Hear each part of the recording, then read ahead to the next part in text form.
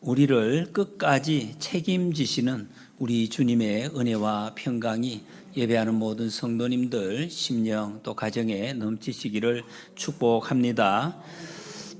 우리가 어떤 기관이나 또 어떤 또 학교에서도 그렇습니다. 어떤 사무실에 가면은 가끔씩 보는 팻말이 있습니다. 부재중이라는 거 보죠. 이 부재중이라는 말은 그 자리의 주인, 이 자리의 주인이 지금 어떤 이유에서든지 이 자리에 있지 못하다.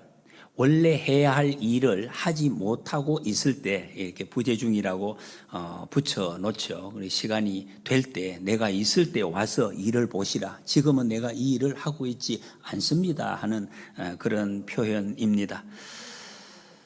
사람들은 이 부재중이라는 것을 당당하게 밝히고 있고 실제로 이런 일이 있습니다만은 여러분, 우리 하나님은 이 온 세상의 주인이십니다. 온 세상을 다스리고 계시는, 책임지시는 분이 하나님이시고, 그리고 우리 자신도 하나님이 주인이십니다. 여러분, 내가 내 마음대로 하는 것 같지만 그런 것이 아니에요. 마음대로 할 수 없어요.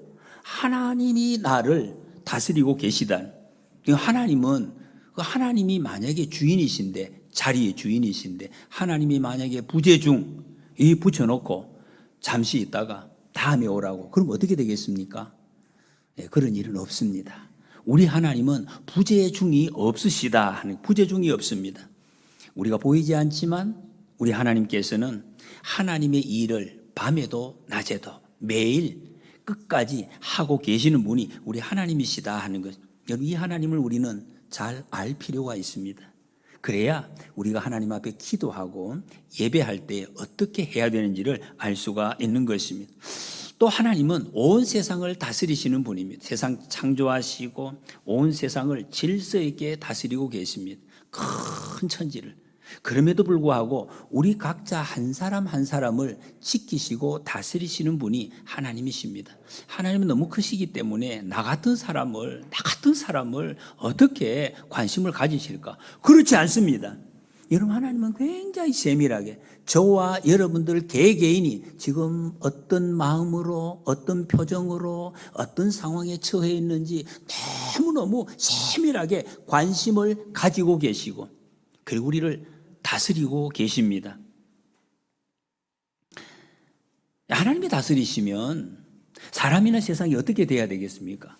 천지를 지으신 능력 있는 하나님이 다스리시니까 이게 질서 있게 이루어지고 모든 것이 잘 세워지고 더러운 것은 없어지고 깨끗하게 이루어지는, 이게 정상 아니겠습니까? 그런데 우리의 삶이 그렇지 못하다는 것입니다. 그 이스라엘 백성들을 통해서 하나님이 그걸 잘 보여주고 있습니다. 오늘 본문을 바탕으로 하는 이스라엘 백성들의 삶이 굉장히 어두웠습니다. 암울했습니다. 하나님이 다스리시는데 말입니다. 하나님은 부재중이 아니신데 암울하고 불안했습니다. 하나님 뭐 하고 계시겠습니까? 그런데 왜 이렇게 사람들이 불안하지요? 하나님이 다스리시는 세상 속에서.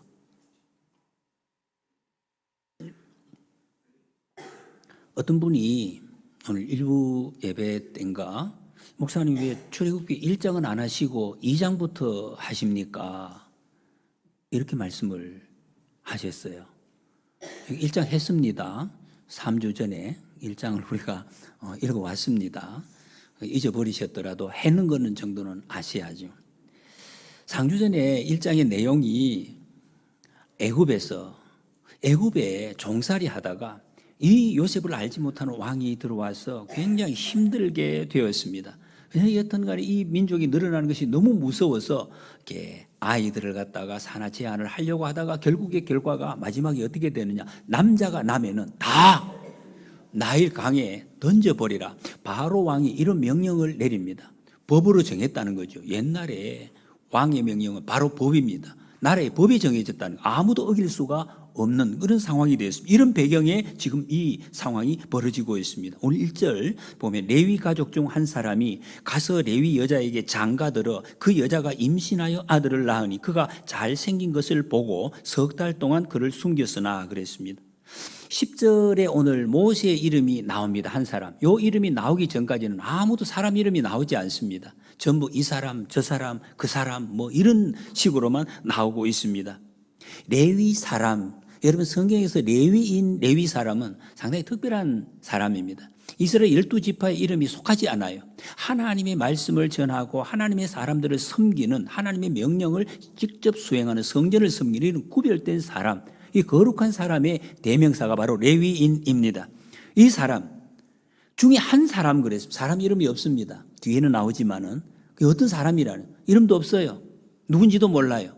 이런 사람이 결혼을 했는데 임신하고 아들을 낳았다. 굉장히 속도가 빨리 나갔죠. 우리 긴 시간이 흘렀지만은 성경이 이렇게 표현을 하고 있습니다. 그런데 그 아이를 딱 낳았는데 보았어요. 딱 보니까 어떻게 잘생겼다.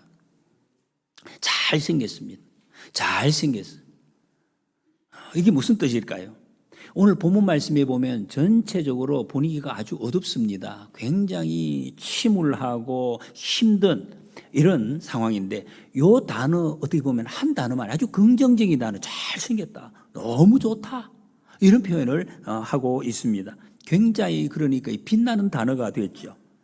그런데 여러분 이 말은 실제로 지금 이 이스라엘 백성들의 상황을 전혀 어울리지 않습니다. 이런 말이 나올 지금 시점이 아닌데 지금 나왔다. 어떻습니까? 지금 아기를 낳은 부모뿐만 아니라 온 그 민족이 전체가 인간 대접을 받지 못하고 있습니다. 여러분 이게 하루 정도가 아니라 1년, 2년, 10년 계속되면 사람이 어떤 마음인지 아십니까? 짐작이 안 되죠. 우리는 그런 경험을 잘 못 해봤으니까. 너무 힘든 그런 상황입니다. 하루하루 견디는 것이 고통입니다. 내일 또 살아야 되나? 막 이런 생각을 가지고 죽음의 공포로 가득합니다. 사람을 죽이거든. 아이들 놓으면 얼마나 무서웠겠습니까? 아이가 살아날 가능성이 없어요. 남자아이는 법으로 정해졌기 때문에 불안합니다. 여러분 마음이 불안해요. 너무 불안한데 와 잘생겼다 이런 말이 나올까? 제가 보기에는 나올 수가 없습니다. 이렇게 불안하고 암울한데 어떻게 잘생겼다, 꽃이 예쁘다 이 말이 안 나와요. 이 꽃이 왜 여기 있나? 이렇게 나오겠죠. 왜 이런 상황에 남자로 태어나가지고 나를 고생하게 만들고 뭐 이런 원망이 나오지 잘생겼다 이렇게 나올 수 있을까? 좋다. 그런데 왜 지금 이 말이 여기 나왔을까요? 어떻게 하면 거짓말 아니죠. 사도행전 7장 20절에 보면 하나님이 보시기에 아름다운지라 그랬고 이 모세에 대한 이야기입니다. 히브리서 11장 23절에 믿음으로 모세가 났을 때에 그 부모가 아름다운 아이임을 보고 석 달 동안 숨겨 왕의 명령을 무서워하지 아니하였으며 그랬습니다. 이 말은 모세의 부모가 믿음의 눈으로 보았다는 것입니다. 믿음의 눈으로. 한번 우리 따라해 보시겠습니까? 믿음의 눈으로. 예, 믿음의 눈으로 보니까 이런 말을 할 수가 있대요. 도저히 이 말을 할 수 없는 분명한 상황인데 이런 말을 할 수가 있었다. 믿음의 눈이 어떤 눈입니까? 예, 아까 우리가 찬양한 하나님이 보시는 눈입니다.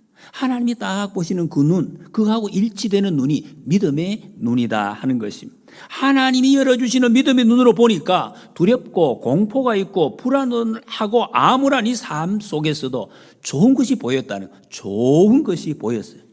좋은 것이 없어요. 없는 것 같은데 그게 보였어요.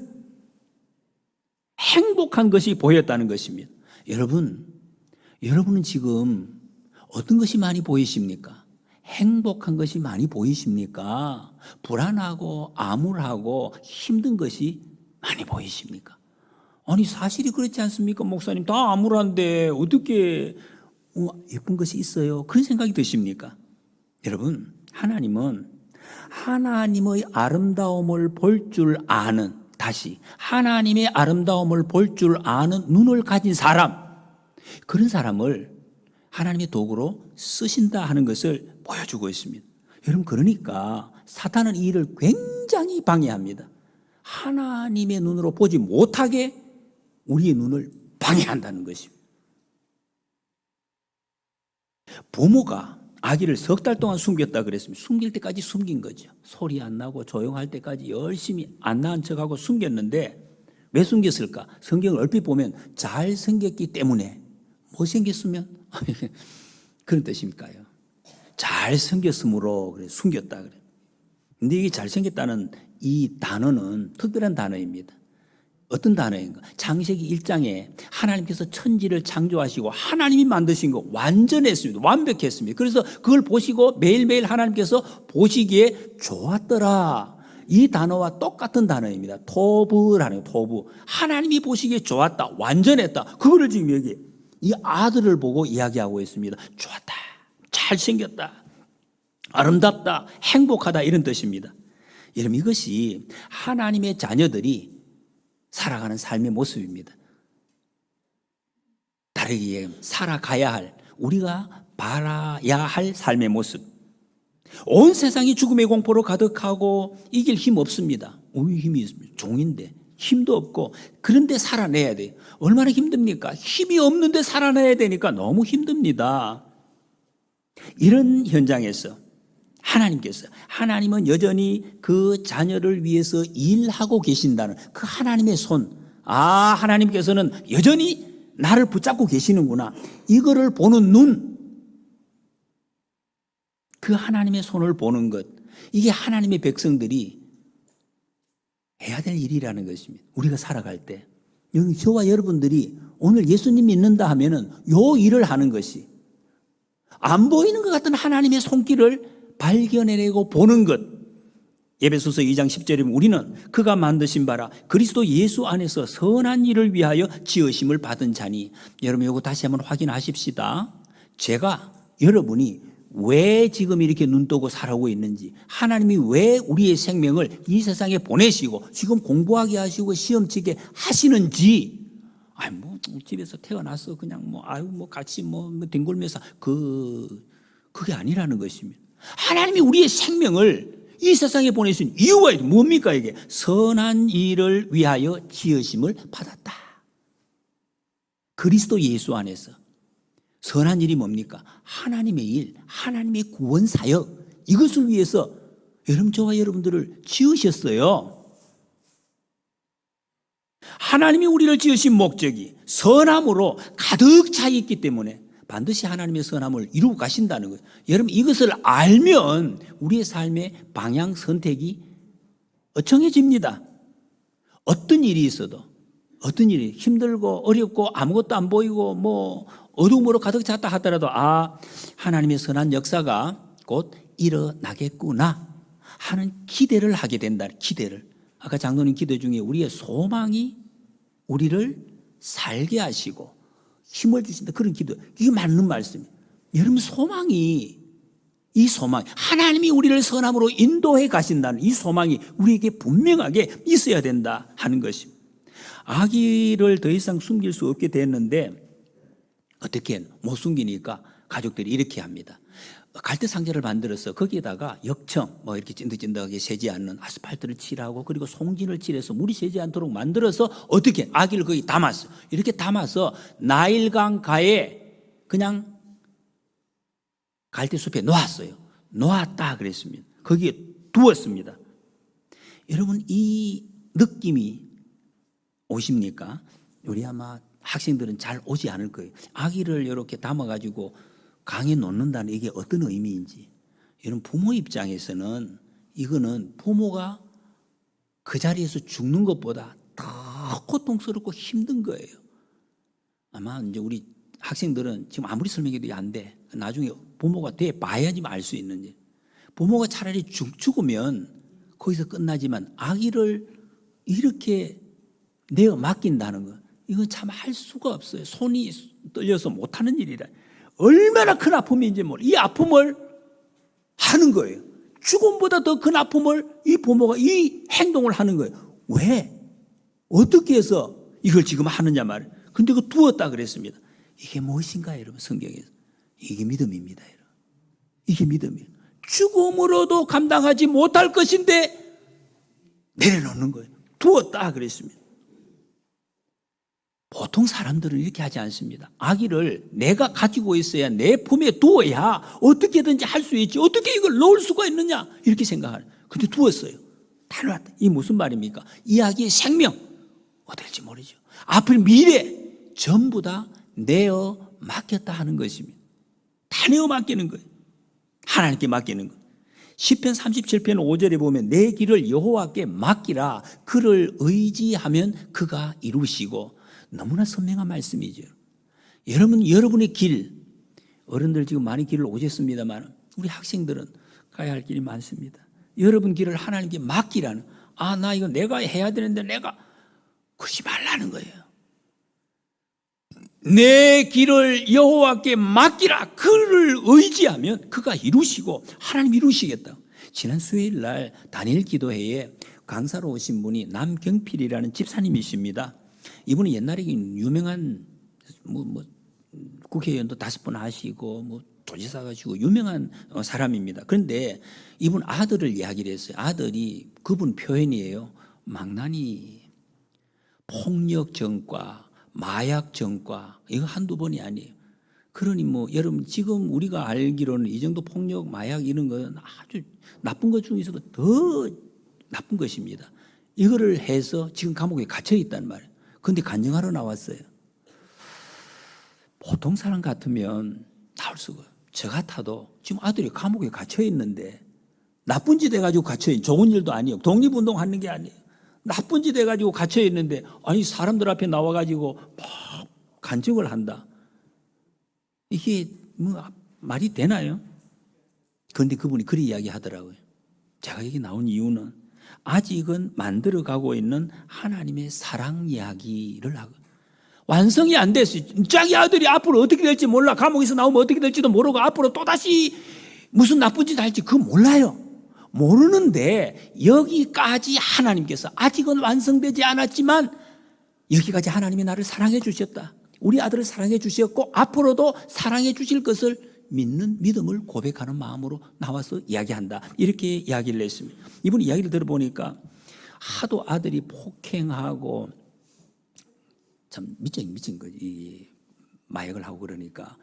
마약을 하고 신고를 해도 안 잡아가더래요. 그래 도저히 안 되겠다. 이거는 끊을 수가 없는 거예요. 못 끊는데요. 마약은 끊을 게 아니래.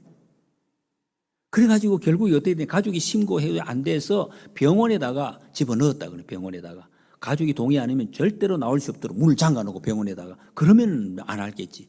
그래가지고 그제서야 조금 마음을 놓고 막 싸우다가 이제 이분이 남 집사님이 여행을 갔대요. 성지순례를 부부가 가셨는데, 성지순례 가서 요르단이라는 곳에 딱 도착했는데 집에서 전화가 왔더라는 거예요. 그 병원에 갔던 동생이 형이 나왔다는 거예요. 나올 수가 없는데 동의 안 하면 왜 나왔느냐 그랬더니 병원에 전염병이 돌아서 병이 옮아가지고 집에서 치료를 하고 이게 법적으로 그래 돼 있대. 와야 되는. 그래서 나왔다는 거예요. 생각지도 못한 일. 여러분 이 경우를, 아니 이렇게 하나님을 믿고 기도하고 그렇게 해서 집어넣어서 하기로 했는데 이제 됐다 싶었는데 다 터졌어요. 다 헛것이 되었다는 것입니다. 그래 어떻게 돼요? 당연히 다시 마약을 한다는. 못 끊어요. 나오니까 막 다시 마약을 해가지고 정신 못 차리고 막 그야말로 미쳐서 날뛴다는 거예요. 집에 있는 중요한 다 깼대요. 다 부수주고. 너무나 슬픈 마음에 하나님 왜 이랬습니까? 하나님 저는 성지순례하면서 하나님께서 이번에 막 은혜를 부어주시기를 간절히 기도하면서 지금 왔는데 이렇게 됐어요. 그래서 비행기 안에 오면서 이분이 이렇게 기도했다고 이야기했습니다. 하나님 책임져 주세요. 저는 이 기도가 어느 정도 좀 와닿긴 해요. 여러분 이 기도 부모들이 몇 사람이나 하셔봤는지는 모르겠습니다. 하나님 책임져 주세요. 그냥 지금 자녀들이 그런 대로 학교도 아니고 있으면 이런 기도는 잘 할 일이 없어요. 그냥 하나님 알아서 해주세요. 그 정도는 해도 하나님 책임져 주세요. 하나님께 완전히 맡길 수밖에 없는 거 맡길 수밖에 없다. 하나님이 책임져 주세요. 이 말입니다. 하나님 책임져 주세요. 맡긴다는 거지. 하나님 앞에 두었어요. 그때 주님께서 음성을 주셨다는 거예요. 내가 책임질게. 그래. 내가 책임질게. 그런 음성을 주셨다는 거예요. 그리고 그러면 너는 내 많은 다른 아들들이 있는데 그 아들을 네가 책임져라. 이런 말씀을 주시더라는. 그때 이분의 고백이 마음에 막 불안하고 정신이 없었는데 너무나 평안이 몰려왔다는 거예요. 왜 이럴까? 그건 아무도 해석을 못해요. 답을 없어. 왜 이런지. 그래서 옆에 계시는 목사님이 그런 이야기를 했다고 합니다. 그리스도인만이 가질 수 있는 놀라운 신비다. 예수 안 믿으면 죽어도 경험하지 못하는 것이 바로 이거다. 이거는 지금 고통스럽고 소리쳐야 할 게 있는데 왜 이렇게 평안한가? 자기도. 그래서 비행기 안에서 예배를 드리면서 막 울다가 웃다가 옆 사람이 미쳤다고 하고 그런 이제 경험을 했다. 이런 이야기를 했습니다. 여러분, 우리가 찬송가에 고백하는 거 있습니다. 406장에 보면 능치 못한 것 주께 없으니 나의 일생을 주께 맡기면 나의 모든 짐 대신 지시는 주의 영원한 팔 의지해. 이렇게 정답입니다. 하나님이 우리에게 말씀하시는, 하나님이 우리 인생을 간섭하시는 방법입니다. 맡기면 주님이 책임지는. 그래서 우리는 주님 의지합니다. 5절 6절에 보니까 바로의 딸이 목욕하러 나일강으로 내려오고 시녀들은 나일강가를 거닐 때에 그가 갈대 사이에 상자를 보고 시녀를 보내어 가져다가 열고 그 아기를 보니 아기가 우는지라 그가 그를 불쌍히 여겨 이르되 이는 히브리 사람의 아기로다. 공주가, 이집트의 공주가 하여튼 목욕하러 나와가지고 이 아기를 발견을 했는데 아기를 보니까 애굽 사람이 아니에요. 이건 히브리 아이. 그러면 이 공주가 몰랐겠습니까? 법적으로 지금 히브리 남자아이들은 다 죽게 돼 있는데 왜 지금 살려놨느냐? 화를 내서 집어 던지고 이렇게 해야 정상인데 그러지 않고 이걸 아기를 보고 긍휼히 여겼다. 불쌍히 여기는 마음이 솟아올랐다는. 왜 이래 됐을까요? 하나님이 그렇게 하십니다. 여러분, 우리 하나님은 어떤 사람이든지 그 마음을 바꾸시는 분, 움직이시는 분이 바로 하나님이시다는 것입니다. 성경에 이런 얘기가 많이 나옵니다. 에서, 동생을 죽이려고 달려오는 에서의 마음을 하나님께서 돌리셨다. 고레스, 여러분 이스라엘 백성들이 70년 동안 종살이 하고 있는데 그 종들을 왜 보냅니까? 그런데 고레스의 마음을 하나님께서 감동시키셔서 이스라엘 백성들을 다시 돌아오게 하시는 이런 역사가 있습니다.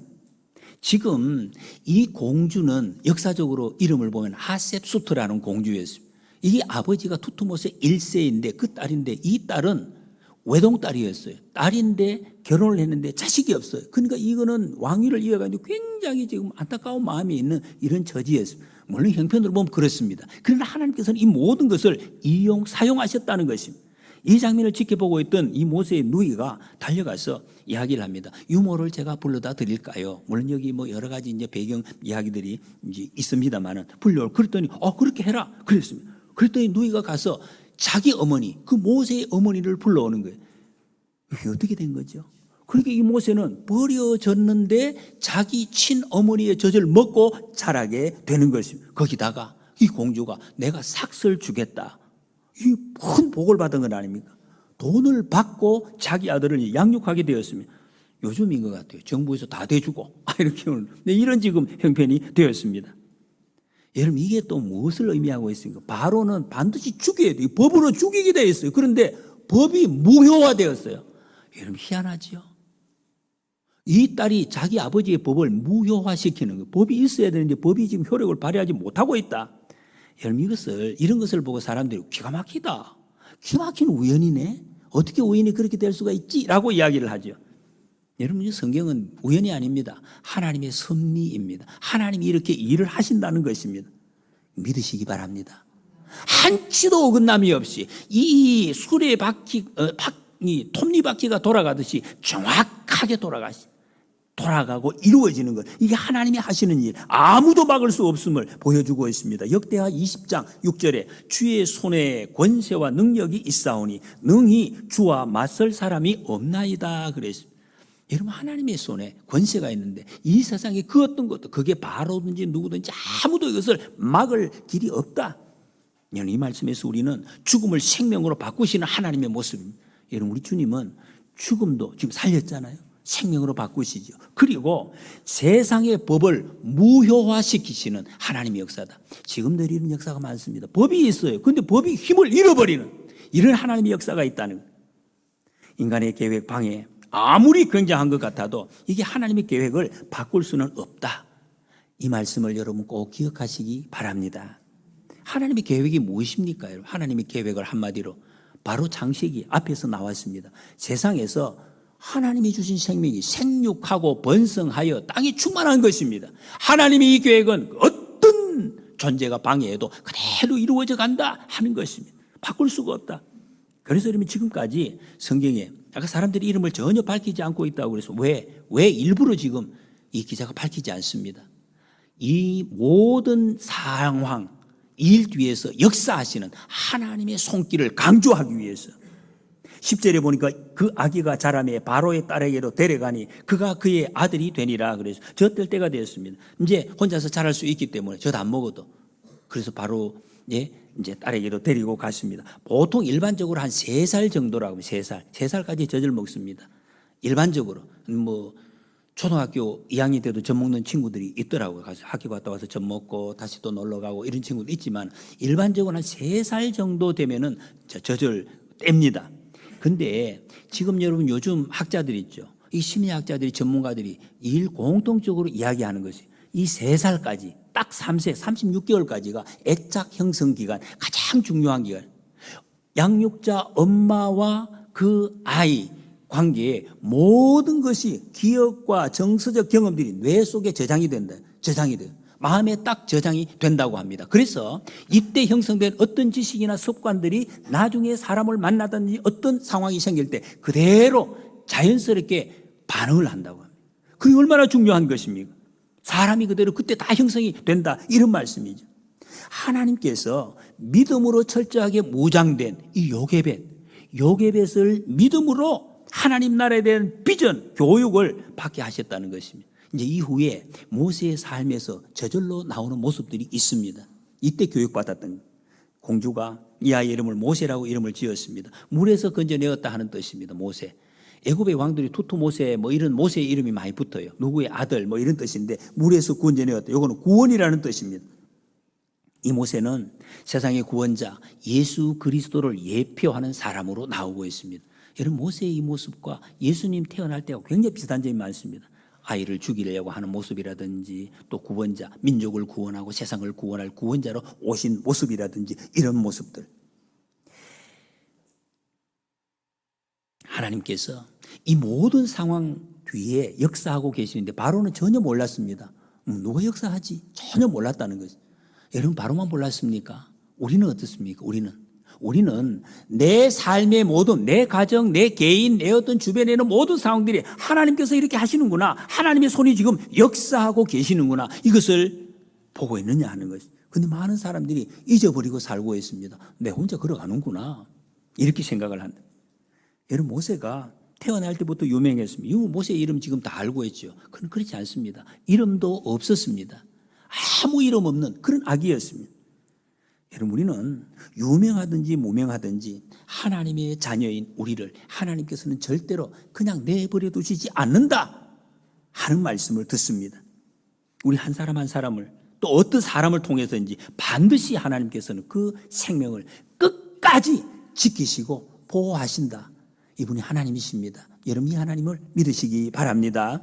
이 복음성가에 우리가 찬양하는 가사가 있잖아요. 무명이어도 공허하지 않는 것은 아무 이름이 없어도 예수 안에 난 만족함이라. 고난 중에도 견뎌낼 수 있는 것은 주의 계획 믿기 때문이라. 주 하나님의 계획, 하나님의 약속, 실패하여도 일어설 수 있는 것은 예수 안에 오직 나는 승리함이라. 여러분 사람 때문이 아닙니다. 사람 때문이 아니에요. 선한 목적으로 시작하지. 하나님이 우리를 보내신 것은 선한 목적, 하나님의 약속, 주의 계획이 우리 한 사람 한 사람 인생 전체를 지키시고 인도하시기 때문에. 여러분 우리가 누구입니까? 우리가 누구이냐 말이에요. 여러분 우리가 인생을 사는데 특히 우리 학생들 여러분 젊은 시절에 내가 누구인지 이걸 분명히 아셔야 돼요. 안 그러면 오랫동안 힘듭니다. 오랫동안 힘들어요. 내가 누구인지를 알아야 돼요. 내가 누구입니까? 여러분 누구입니까? 하나님이 나를 한 사람 한 사람 지명하여 불렀다 그랬습니다. 지명하여. 어떻게? 지명, 이름 불렀다. 형제니 지명하여 불렀다는 것입니다. 건영이 지명하여 불렀다. 이런 말씀입니다. 아까 말씀드린 우리 남경필 집사님, 자기 아들이 망가진 아들이다. 그렇게 표현을 했습니다. 전과자, 감옥에 있는 아들. 이 감옥에 있는 아들에게 쓴 편지를 이분이 낭독을 하더라고요. 거기서 이런 이야기를 했습니다. 아들아, 나는 너를 절대로 포기하지 않는다. 여러분, 아버지가 이렇게 고백하는 마음이 어떤 마음이 들어있어요?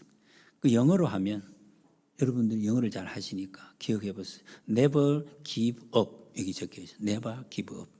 절대로 포기하지 마라. 그래서 이분이 이 마약 중독자들을 다시 돕기 위한 이 단체를 설립을 했는데, 이 이름을 땄다. Never give up. 그래서 앞자를사가 UNG, 은구라고 이렇게 이름을 붙였다고 합니다. 이 아들에게 편지를 했더니 그 아들이 그렇게 대답을 했다고 합니다. 아빠, 저도 나가서 아빠와 같은 일을 함께 할게요 라고. 여러분, 아들이 이렇게 아버지한테 대답을 하면 그 아버지의 마음은 어떤지 아세요? 아마 세상을 전부 다 얻고도 더 10개를 더 얻은 것보다 더 큰 만족과 기쁨을 얻었을 거예요. 돈 벌이 가지고 갚는 것이 아니에요. 아빠 하는 일을 저도 할게요. 이게 무슨 뜻인지 우리 친구들 한번 가만히 한번 생각해 보시기 바랍니다. 하나님께서 우리에게도 말씀하십니다. 이사야 43장 1절에서 너는 두려워하지 말라. 내가 너를 구속하였고 내가 너를 지명하여 불렀나니 너는 내 것이라. 같이 한번 읽어보시겠습니다. 시작. 너는 두려워하지 말라. 내가 너를 구속하였고 내가 너를 지명하여 불렀나니 너는 내 것이라. 여러분, 세상은 내 힘으로 사는 것이 아님 하나님이 붙들어 주시는 손에 의지하여 살고 있고 우리가 또 살아가는 것입니다. 이걸 우리가 확인을 할 수 있어야 될 것입니다. 예수님께서 십자가에서 우리의 모든 약함, 추함, 악한 죄를 깨끗하게 씻겨 주셨습니다. 하나님의 자녀로 맡기고 살 수 있도록 예수님이 다 정리해 주셨습니다. 나를 부르시고 내 인생에 전부 세밀하게 책임지시고 모든 만남을 준비시키시고 하나씩 하나씩 인도해 가시는 그 하나님의 손길, 여러분 그 손길이 보여지시기를 축복합니다. 오늘 말씀을 정리합니다. 여기 그 눈, 하나님의 손을 보는 그 눈은 오늘 본문 말씀에서 잘생긴 것을 보는 눈입니다. 잘생긴 것을 보는 눈. 어떤 거? 내 삶이, 내 가정이, 내 계획이 지금 이스라엘 백성들처럼 불안하고 어둡고 침울하고 두렵고 떨리고 이런 모든 상황들이 있어도 아직은 미완성임. 하나님의 사랑이 진행되는 미완성. 여전히 진행 중이지만 여러분, 우리 주님은 이 어둡고 막히고 초라한 형편이 아니라 나를 붙잡고 계시는 그 하나님의 손, 그거 보라고 말씀하십니다. 여러분, 하나님의 손길을 바라보실 수 있기를 축복합니다. 모든 시선에 주님께 드리고 전능하신 하나님을 느낄 때 세상은 주의 나라가 되고 하나님이 일하시기 시작하네. 주님의 영광 임하네. 우리 찬양을 했습니다. 여러분, 우리 눈을 들어 하나님이 일하시는 손, 하나님이 일하시는 손, 잘생긴 것, 내 자녀의 잘생긴 것, 부모님의 잘생긴 것, 우리 가정의 잘생긴 것, 내 일터에서 잘생긴 것, 교회에서 잘생긴 것, 이것을 바라보는 눈이 열려지시기를 축복합니다. 그래서 하나님이 나를 지키시고 예수님께서 나를 구원하시고 성령님께서 나를 보호하시는 것을 확실하게 믿고 항상 기뻐하고 주님을 자랑하며 승리하시는 우리가 되시기를 축복합니다.